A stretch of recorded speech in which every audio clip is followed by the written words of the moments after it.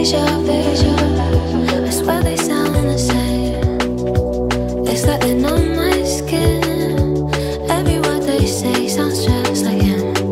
And it goes like this. We'll get in your car and you'll need to kiss me. We'll talk for hours and lie on the backseat. And then we'll break the night when everything changes. You won't reply and we'll go back to strangers.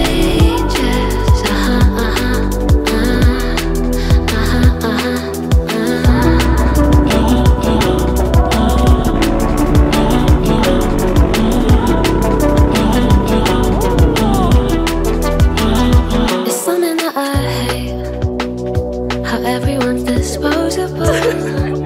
Every time I date somebody new, I feel vulnerable, that it'll never change, and it will just stay like this.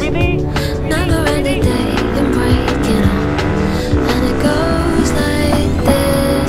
We'll get in your car and you'll need to kiss me. We'll talk for hours and lie on the backseat. And then we'll break the night when everything changes. You won't reply and we'll go back to strangers. It always ends the same when it was me and you. But every time I meet somebody new, it's like deja vu.